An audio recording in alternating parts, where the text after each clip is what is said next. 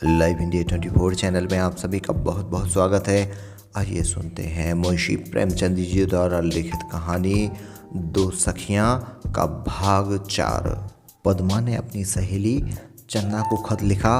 प्यारी बहन, तुम्हारे प्रथम मिलन की कुतूहलमय कथा पढ़कर चित्त प्रसन्न हो गया। मुझे तुम्हारे ऊपर हसद हो रहा है। मैंने समझा था तुम्हें मुझ पर हसद होगा, पर क्रिया उल्टी हो गई। तुम्हें चारों ओर हरियाली ही नजर आती है। मैं जिधर नजर डालती हूँ सूखी रेत और नग्न टीलों के सिवा कुछ नहीं। खैर, अब कुछ मेरा वृतांत सुनो। अब जिगर थाम कर बैठो, मेरी बारी आई। विनोद की अविचलित दार्शनिकता अब सहृदय हो गई है। कुछ विचित्र जीव है। घर में आग लगे, पत्थर पड़े उनकी बला से। इन्हें मुझ पर जरा भी दया नहीं आती। मैं सुबह से शाम तक घर में झंझटों में कुढ़ा करूं, इन्हें कुछ परवाह नहीं। ऐसा सहानुभूति से खाली आदमी कभी नहीं देखा था। इन्हें तो किसी जंगल में तपस्या करनी चाहिए थी। अभी तो खैर दो ही प्राणी हैं, केवल कहीं बाल बच्चे हो गए तब तो मैं बेमौत मर जाऊंगी। ईश्वर ना करे वह दारुण विपत्ति मेरे सिर पड़े। चंदा मुझे अब दिल से लगी हुई है कि किसी भांति इनकी वह समाधि भंग कर दूं। अगर कोई उपाय सफल नहीं होता तो चाल ठीक नहीं पड़ती। एक दिन मैंने उनके कमरे में लैंप का बल्ब तोड़ दिया। कमरे में अंधेरा पड़ा रहा। आप सैर करके आए तो कमरे में अंधेरा देखा। मुझसे पूछा, मैंने कह दिया बल्ब टूट गया। बस आपने भोजन किया और मेरे कमरे में आकर लेट पड़े। पत्रों और उपन्यासों की ओर देखा तक नहीं। न जाने वह उत्सुकता कहाँ विलीन हो गई। दिन भर गुजर गया। आपको बल्ब लगवाने की कोई फिक्र नहीं। आखिर मुझे को बाजार से लाना पड़ा। एक दिन मैंने झुंझलाकर रसोइये को निकाल दिया। सोचा जब लाला रात भर भूखे सोएंगे तब आंखें खुलेंगी। मगर इस भले आदमी ने कुछ पूछा तक नहीं। चाय न मिली, कुछ परवाह नहीं।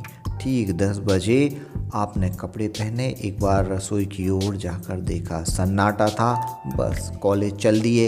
एक आदमी पूछता है, महाराज कहाँ गया, क्यों गया, अब क्या इंतजाम होगा, कौन खाना पकाएगा।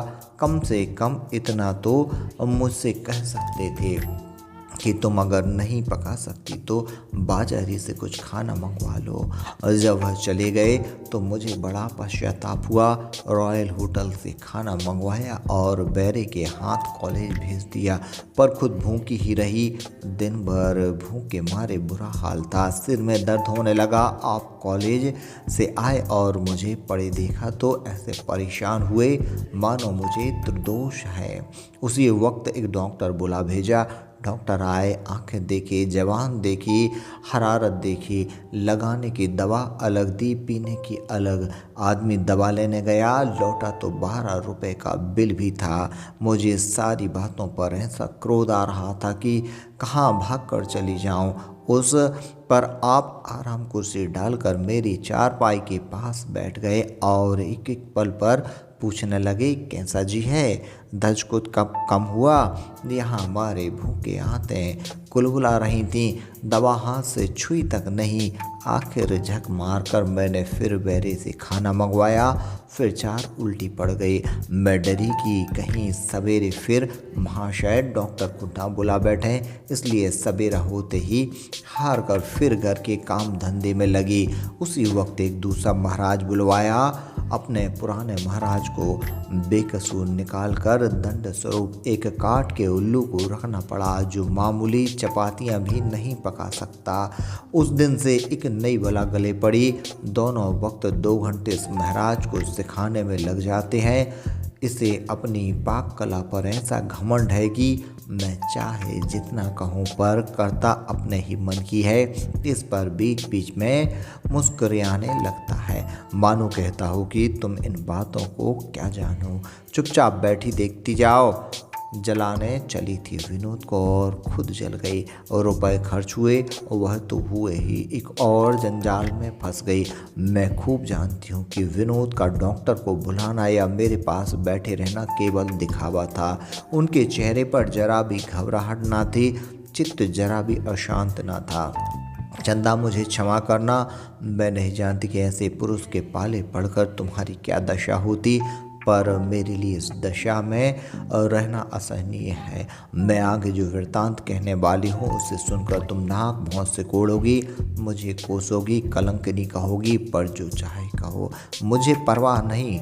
आज 4 दिन होते हैं मैंने त्रिया चरित्र का एक नया अभिनय किया। हम दोनों सिनेमा देखने गए थे। वह मेरे बगल में एक बंगाली बाबू बैठे हुए थे। विनोद सिनेमा में इस तरह बैठते हैं मानो ध्यान अवस्था में हो, न बोलना न चालना। फिल्म इतनी सुंदर थी, एक्टिंग इतनी सजीव की मेरे मुंह से बार बार प्रशंसा के शब्द निकल जाते थे। बंगाली बाबू को भी बड़ा आनंद आ रहा था।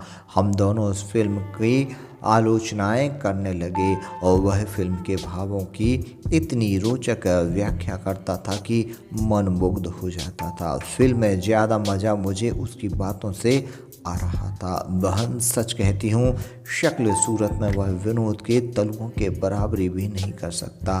वह केवल विनोद को जलाने के लिए मैं उससे मुस्कुरा मुस्कुरा कर बातें करने लगी। उसने समझा कोई शिकार फंस गया। अवकाश के समय वह बाहर जाने लगा तो मैं भी उठ खड़ी हुई हूँ, पर विनोद अपनी जगह पर ही बैठे रहे। मैंने कहा, बाहर चलती हो? मेरी तो बैठे बैठे कमर दुखने लगी। विनोद बोले, हाँ हाँ चलो। इधर उधर टहल आए। मैंने लापरवाही से कहा, तुम्हारा जीना चाहे तो मत चलो, मैं मजबूर नहीं करते। विनोद फिर अपनी जगह पर बैठते हुए बोले, अच्छी बात है। मैं बाहर आई तो बंगाली बाबू ने पूछा, क्या आप यहीं की रहने वाली हैं? मेरे पति यहाँ यूनिवर्सिटी में प्रोफेसर हैं, मैंने कहा। वह बोला, अच्छा, वह आपके पति थे, अजीब आदमी है। मैंने कहा, आपको तो मैंने शायद यहाँ पहले भी देखा है। हाँ, मेरा मकान तो बंगाल में है। कंचनपुर के महाराज साहब का प्राइवेट सेक्रेटरी हूँ। महाराज साहब वायसराय से मिलने आए थे। मैंने कहा, तो अभी 2-4 दिन रहिएगा क्या? वह बोला, जी हाँ, आशा तो करता हूँ, और रहूँ तो साल भर रह जाऊँ, जाऊँ तो दूसरी गाड़ी से चला जाऊँ। हमारे महाराज साहब का कुछ ठीक नहीं, यूँ बड़े सज्जन और मिलनसार हैं, आपसे मिलकर बहुत खुश होंगे। मैंने कहा। यह बातें करते करते हम रेस्टोरेंट पहुंच गए। बाबू ने चाय और टोस्ट लिए, मैंने सिर्फ चाय ली। तो इसी वक्त आपका महाराज साहब से परिचय करा दूं। आपको आश्चर्य होगा कि मुकुटधारियों में भी इतनी नम्रता और विनय हो सकती है। उनकी बातें सुनकर आप मुग्ध हो जाएंगी। मैंने आईने में अपनी सूरत देखकर कहा, जी नहीं, फिर किसी दिन रखिए। आपसे तो अक्सर मुलाकात होती रहेगी। क्या आपकी स्त्री आपके साथ नहीं आई? युवक ने मुस्कुराकर कहा, मैं अभी कंवारा हूँ और शायद कंवारा ही रहूँ। मैंने उत्सुकता बस पूछा, अच्छा, तो आप भी स्त्रियों से भागने वाले जीवों में हैं? इतनी बातें तो हो गई और आपका नाम तक न पूछा। बाबू ने अपना नाम भुवन मोहन दासगुप्त बताया। मैंने अपना परिचय दिया। जी नहीं, मैं उन अभागों में हूँ जो एक बार निराश होकर फिर उसकी परीक्षा नहीं करते। और रूप की तो संसार में कमी नहीं, मगर रूप और गुण का मेल बहुत कम देखने को आता है। जिस रमणी से मेरा प्रेम था वह आज एक बड़े वकील की पत्नी है। मैं गरीब था, उसकी सज़ा मुझे ऐसी मिली कि जीवन पर्यंत न भूलेगी। साल भर तक जिसकी उपासना के जब उसने मुझे धन पर बलिदान कर दिया, तो अब और क्या आशा रखूं? मैंने हंसकर कहा, आपने बहुत जल्द हिम्मत हार दी।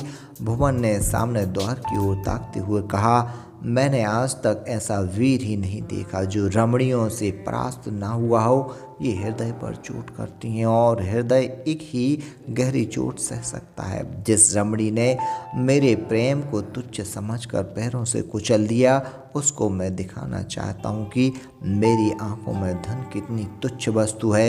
यह मेरे जीवन की एकमात्र उद्देश्य है। मेरे जीवन उसी दिन सफल होगा जब विमला के घर के सामने मेरा विशाल भवन होगा और उसका पति मुझसे मिलने में अपना सौभाग्य समझेगा। मैंने गंभीरता से कहा, यह तो कोई बहुत ऊंचा उद्देश्य नहीं।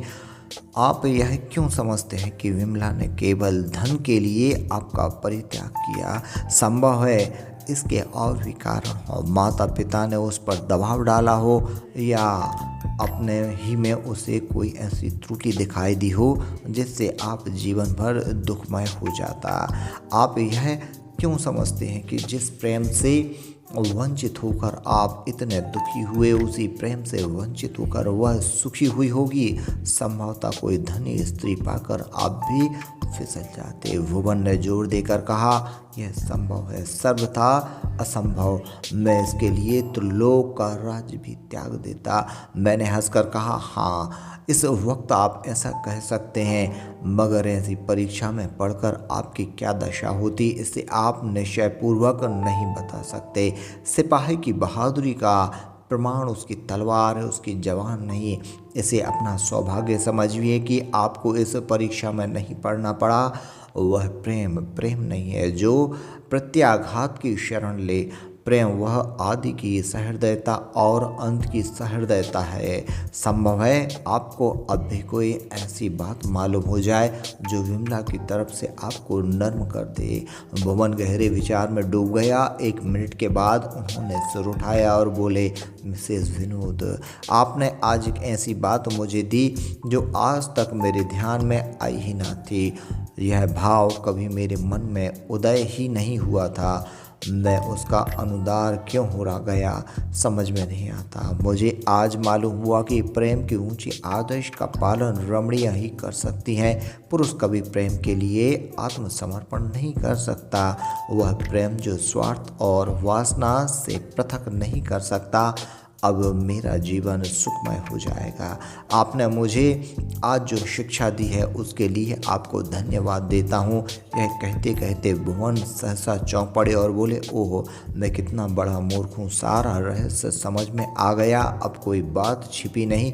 ओह, मैंने विमला के साथ घोर अन्याय किया, महान अन्याय। मैं बिल्कुल अंधा हो गया था। विमल, मुझे क्षमा करो। भुवन इसी तरह देर तक विलाप करते रहे, बार बार मुझे धन्यवाद देते थे और अपनी मूर्खता पर पछताते थे। हमें इसकी सुध ही न रही कि अब घंटी बजी। कब खेल शुरू हुआ। यकायक विनोद कमरे में आए। मैं चौंक पड़ी। मैंने उनके मुख की ओर देखा, किसी भाव का पता न था। बोले, तुम अभी यहीं हो पद्मा? खेल शुरू हुए तो देर हुई। मैं चारों तरफ तुम्हें खोज रहा था। मैंने हकबकाकर उठ खड़ी हुई और बोली, खेल शुरू हो गया। घंटी की आवाज़ तो सुनाई ही नहीं दी। भुवन भी उठे। हम फिर आकर तमाशा देखने लगे। विनोद ने मुझे अगर उस वक्त 2-4 लगने वाली बातें कह दी होती, उनकी आंखों में क्रोध की झलक दिखाई देती, तो मेरा अशांत हृदय संभवतः शांत हो जाता। मेरे मन में ढांढस होता, पर उनके अविचलित विश्वास ने मुझे और भी अशांत कर दिया। बहन, मैं चाहती हूँ वह मुझ पर शासन करे। मैं उसकी कठोरता, उनकी उद्दंडता, उनकी बलिष्ठता का रूप देखना चाहती हूँ। उनके प्रेम, प्रमोद, विश्वास का रूप देखना चाहती हूँ। इससे मेरी आत्मा को तृप्ति नहीं होती। तुम उस पिता को क्या कहोगी जो अपने पुत्र को अच्छा खिलाए, अच्छा पहनाए, पर उसकी शिक्षा दीक्षा की कुछ चिंता ना करे। वह जिस तरह रह जाए उस राह जाने दे।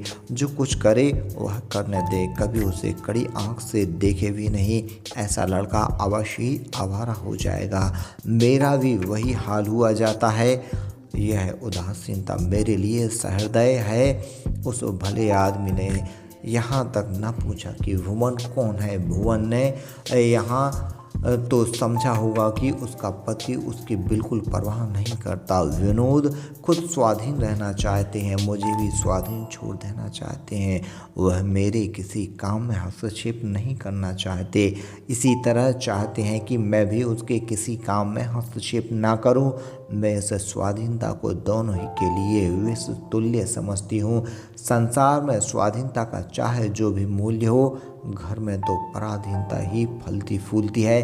मैं जिस तरह अपने को एक जेवर को अपना समझती हूँ, उसी तरह विनोद को भी अपना समझना चाहती हूँ। अगर मुझसे पूछे कि विनोद उसे किसी को दे दे तो मैं लड़ पड़ूंगी। मैं चाहती हूँ उस तरह उन पर मेरा अधिकार हो। अपने ऊपर भी उनका ऐसा ही अधिकार चाहती हूँ। उन्हें मेरे एक एक बात का ध्यान देना चाहिए। मैं किससे मिलती हूँ, कहाँ हूँ, क्या पढ़ती हूँ, किस तरह जीवन व्यतीत करती हूँ, इन सारी बातों पर उनकी तीव्र दृष्टि रहनी चाहिए। जब वह मेरी परवाह नहीं करते तो मैं उनकी परवाह क्यों करूं? इस खींचतानी में हम एक दूसरे से अलग होते चले जा रहे हैं। और क्या कहूं, मुझे कुछ नहीं मालूम कि वह किन मित्रों को रोज पत्र लिखते हैं। उन्होंने भी मुझसे कभी कुछ नहीं पूछा। खैर, मैं क्या लिख रही थी, क्या कहने लगी? विनोद ने मुझसे कुछ नहीं पूछा। मैं फिर भुवन से फिल्म के संबंध में बातें करने लगी। जब खेल खत्म हो गया और हम लोग बाहर आए और तांगा ठीक करने लगे तो भुवन ने कहा, मैं अपनी कार से आपको पहुंचा दूं? हमने कोई आपत्ति नहीं की। हमारे मकान का पता पूछकर भुवन ने कार चला दी। रास्ते में मैंने भुवन से कहा, कल मेरे यहाँ दोपहर का खाना खाइए। भुवन ने स्वीकार कर लिया। भुवन तो हमें पहुँचा कर चले गए, पर मेरा मन बड़ी देर तक इन्हीं तकलीफ़ों में तरफ लगा रहा। इन 2-3 घंटों में भुवन को जितना समझी उतना विनोद को आज तक नहीं समझी। मैंने भी अपने हृदय की जितनी बातें उससे कह दी उतनी विनोद से आज तक नहीं कही। भुवन उन मनुष्य में है जो किसी पर पुरुष को मेरी ओर कुदृष्टि डालते देखकर उसे मार डालेगा। इसी तरह मुझे किसी पुरुष से हंसते देखकर मेरा खून पी लेगा और ज़रूरत पड़ेगी तो मेरे लिए आग में कूद पड़ेगा। ऐसा ही पुरुष चरित्र मेरे हृदय पर विजय पा सकता है। मेरे ही हृदय पर नहीं, नारी जाति ऐसे ही पुरुष पर जान देती है। वह निर्बल है, इसलिए बलवान का आश्रय ढूंढती है। बहन, तुम ऊब गई होगी। खत बहुत लंबा हो गया, मगर इस कांड के समाप्त किए बिना नहीं रहा जाता। मैंने सवेरे ही भुवन को दावत की तैयारी शुरू कर दी। रसोईया तो काट का उल्लू है। मैंने सारा काम अपने हाथ से लिया। भोजन बनाने में ऐसा आनंद मुझे और कभी नहीं मिला था। भुवन बाबू की कार ठीक समय पर आ पहुंची। भुवन उतरे और सीधे मेरे कमरे में आए। 2-4 बातें हुई। डिनर टेबल पर जा बैठे। विनोद भी भोजन करने आए। मैंने उन दोनों आदमियों का परिचय करा दिया। मुझे ऐसा मालूम हुआ कि विनोद ने भुवन की ओर से कुछ उदासीनता दिखाई। उन्हें राजाओं और रईसों से चिढ़ है। साम्यवादी हैं। जब राजाओं से चिढ़ है तो उनके पिट्ठुओं से क्यों न होती। और वह समझते हैं रईसों के दरबार में खुशामदी निकम्मे सिद्धांतहीन चरित्रहीन लोगों का जमघट रहता है, जिनका इसके सिवाय और कोई काम नहीं कि अपने रईस की हर एक उचित अनुचित इच्छा पूरी करें और प्रजा का गला काटकर अपना घर भरें। भोजन के समय बातचीत की धारा घूमते घूमते विवाह और प्रेम जैसे महत्वपूर्ण विषय पर आ पहुंची। विनोद ने कहा, नहीं, मैं वर्तमान वैवाहिक प्रथा को पसंद नहीं करता। इस प्रथा का आविष्कार उस समय हुआ था जब मनुष्य सभ्यता की प्रारंभिक दशा में था। तब से दुनिया बहुत आगे बढ़ी है, मगर विवाह प्रथा जौं पर भी अंतर नहीं पड़ा। यह प्रथा वर्तमान काल के लिए उपयोगी नहीं।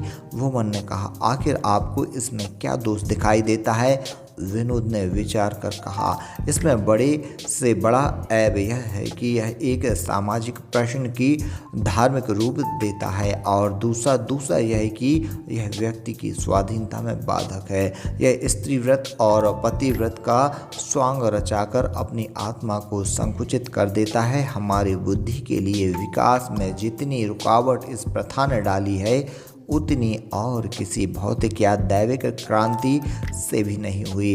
इसने मिथ्या आदर्शों को हमारे सामने रख दिया और आज तक हम उन्हीं पुरानी सड़ी हुई लज्जाजनक पाशविक लकीरों को पीटते जाते हैं। व्रत केवल एक निरर्थक बंधन का नाम है। इतना महत्वपूर्ण नाम देकर हमने उस कैद को धार्मिक रूप दे दिया है। पुरुष क्यों चाहता है कि स्त्री उसको अपना ईश्वर, अपना सर्वस्व समझे, केवल इसलिए कि वह उसका भरण पोषण करता है? क्या स्त्री का कर्तव्य केवल पुरुष की संपत्ति के लिए वारिस पैदा करना है? उस संपत्ति के लिए जिस पर हिंदू नीति शास्त्र के अनुसार पति के देहांत के बाद उसका कोई अधिकार नहीं रहता। समाज की यह सारी व्यवस्था, सारा संगठन संपत्ति रक्षा के आधार पर हुआ है। इसने संपत्ति को प्रधान और व्यक्ति को गौण कर दिया है हमारे ही वीर से उत्पन्न संतान हमारी कमाई हुई जायदाद का भोग करे। इस मनोभाव में कितनी स्वार्थ अंधता, कितना दासत्व छिपा हुआ है, इसका कोई अनुमान नहीं कर सकता। इस कैद में जकड़ी हुई समाज की संतान यदि आज घर में, देश में, संसार में अपने क्रूर स्वार्थ के लिए रक्त की नदियां बहा रही है तो क्या आश्चर्य है। मैं इस वैवाहिक प्रथा को सारी बुराइयों का मूल समझता हूँ। भुवन चकित हो गया, मैं खुद चकित हो गई। विनोद ने इस विषय पर मुझसे कभी इतनी स्पष्टता से बातचीत न की थी। मैं यह तो जानती थी वह साम्यवादी है, दो एक बार इस विषय पर हमारी बहस भी हो चुकी थी, पर वैवाहिक प्रथा के वे इतने विरोधी हैं यह मुझे न मालूम था। भुवन के चेहरे से ऐसा प्रकट होता था कि उन्होंने ऐसे दार्शनिक विचारों की गंध तक नहीं पाई। जरा देर के बाद बोले, प्रोफेसर साहब, आपने तो मुझे एक बड़े चक्कर में डाल दिया।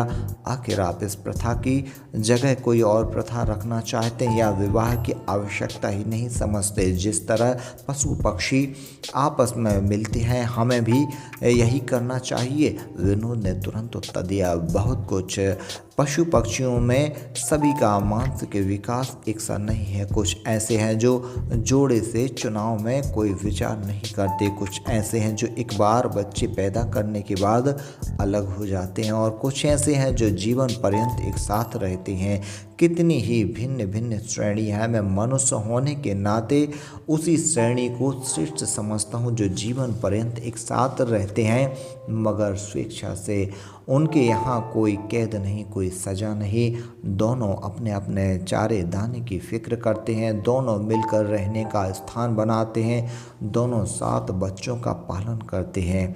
उनके बीच में कोई तीसरा नर या मादा आ ही नहीं सकता। यहाँ तक कि उनमें से जब एक मर जाता है तो दूसरा मरते दम तक फुटेल रहता है। यह अंधेर मनुष्य जाति ही में है कि स्त्री ने किसी दूसरे पुरुष से हंसकर बात की और उसके पुरुष की छाती पर सांप लौटने लगा। खून खराबे की मंसूबे सोचने लगे। पुरुष ने किसी दूसरी स्त्री की ओर रसिक नेत्रों से देखा और अर्धांगिनी ने त्योरियां बदली, पति के प्राण लेने को तैयार हो गई। यह सब क्या है? ऐसा मनुष्य समाज सभ्यता का किस मुंह से दावा कर सकता है? भुवन ने सिर सहलाते हुए कहा, मगर मनुष्यों में भी तो भिन्न भिन्न श्रेणियां हैं। कुछ लोग हर महीने एक नया जोड़ा खोज निकालते हैं। विनोद ने हंसकर कहा, लेकिन यह इतना आसान काम ना होगा। या तो वह ऐसी स्त्री चाहेगा जो संतान का पालन स्वयं कर सकती हो या उसे एक मुश्त सारी रकम अदा करनी पड़ेगी। भुवन भी हंसे। आप अपने को किस श्रेणी में रखेंगे? विनोद इस प्रश्न के लिए तैयार न थे। था भी बेढंगा सा सवाल। झिमते हो बोले, परिस्थितियाँ जिस श्रेणी में ले जाएं, मैं स्त्री और पुरुष दोनों के लिए पूर्ण स्वाधीनता का हामी हूँ। कोई कारण नहीं कि मेरा मन किसी नए नौब की ओर आकर्षित हो और वह भी मुझे चाहे तो भी मैं समाज और नीति के भय से अपनी ओर ताक न सकूं। मैं इसे पाप नहीं समझता। भुवन अभी कुछ उत्तर न दे पाए थे कि विनोद उठ खड़े हुए। कॉलेज के लिए देर हो रही थी। तुरंत कपड़े पहने और चल दिए। हम दोनों दीवान खाने में आकर बैठे और बातें करने लगे। भुवन ने सिगार जलाते हुए कहा, कुछ सुना? कहाँ जाकर तार टूटा? मैंने सारी शर्म के सिर झुका लिया। क्या जवाब देते? विनोद की अंतिम बात ने मेरे हृदय पर कठोर आघात किया था। मुझे ऐसा मालूम हो रहा था कि विनोद ने केवल मुझे सुनाने के लिए विवाह का यह नया खंडन तैयार किया है। वह मुझसे पिंड छुड़ा लेना चाहते हैं। वह हुआ। मेरी आंखों में आंसू बहने लगे। कदाचित एकांत में मैं न रोती, पर भुवन के सामने मैं संयत न रह सकी। भुवन ने मुझे बहुत सांत्वना दी। आप व्यर्थ इतना शोक करती हैं मिस्टर विनोद, आपका मान न करें, पर संसार में कम से कम ऐसा व्यक्ति है जो आपसे संकेत पर आपके प्राण तक निछावर कर सकता है। आप जैसी रमणी रत्न पाकर संसार में ऐसा कौन पुरुष है जो अपने भाग्य को धन्य ना मानेगा। आप इसकी बिल्कुल चिंता ना करें। मुझे भुवन की यह बात बुरी मालूम हुई। क्रोध से मेरा मुख लाल हो गया। यह धूर्त मेरी इस दुर्बलता से लाभ उठाकर मेरा सर्वनाश करना चाहता है। अपने दुर्भाग्य पर बराबर रोना आता था। अभी विवाह हुए साल भी नहीं पूरा हुआ, मेरी यह दशा हो गई कि दूसरों को मुझे बहकाने और मुझ पर अपना जादू चलाने का साहस हो रहा है। जिस वक्त मैंने विनोद को देखा था, मेरा हृदय कितना फूल उठा था। मैंने अपने हृदय को कितनी भक्ति से उनके चरणों पर अर्पण किया था, मगर क्या जानती थी कि इतनी जल्दी मैं उनकी आंखों से गिर जाऊंगी और मुझे परित्यक्ता समझकर शोहदे मुझ पर डोरे डालेंगे। मैंने आंसू पोंछते हुए कहा, मैं आपसे क्षमा मांगती हूँ, मुझे जरा विश्राम लेने दीजिए। वह बोले, हाँ हाँ आराम करें, मैं बैठा देखता रहूँगा। मैंने कहा, जी नहीं, अब आप कृपया करके जाइए, ये मुझे आराम ना मिलेगा। वह बोला, अच्छी बात है, आप आराम कीजिए, मैं संध्या समय आकर देख जाऊँगा। मैंने कहा, जी नहीं, आपको कष्ट करने की कोई ज़रूरत नहीं। वह बोला, अच्छा तो मैं कल आऊँगा, शायद महाराज साहब भी आवे। मैंने कहा, नहीं, आप लोग मेरे बुलाने का इंतज़ार कीजिएगा, बिना बुलाए ना आइएगा। वह बोला। यह कहती हुई मैं उठकर अपने सोने के कमरे की ओर चली। भुवन एक क्षण मेरी ओर देखता रहा, फिर चुपके से चला गया। बहन, इसे 2 दिन हो गए पर मैं कमरे से बाहर नहीं निकली। भुवन 2-3 बार आ चुका है, मगर मैंने उससे मिलने से साफ इनकार कर दिया। अब शायद उसे फिर आने का साहस न होगा। ईश्वर ने बड़े नाजुक मौके पर मुझे सद्बुद्धि प्रदान की, नहीं तो मैं अब तक अपना सर्वनाश कर बैठी होती। विनोद प्राय मेरे पास ही बैठे रहते हैं, लेकिन उनसे बोलने को मेरा जी नहीं चाहता। जो पुरुष व्यभिचार का दार्शनिक सिद्धांतों से समर्थन कर सकता है, जिसकी आंखों में विवाह जैसे पवित्र बंधन का कोई मूल्य नहीं, जो ना मेरा हो सकता है ना मुझे अपना बना सकता है, उसके साथ मुझे जैसी मानिनी गर्विणी स्त्री का कै दिन निर्वाह होगा। बस अब विदा होती हूँ। बहन, क्षमा करना, मैंने तुम्हारा बहुत सा अमूल्य समय ले लिया, मगर इतना समझ लूँ कि मैं तुम्हारी दया नहीं, सहानुभूति चाहती हूँ। तुम्हारी पद्मा।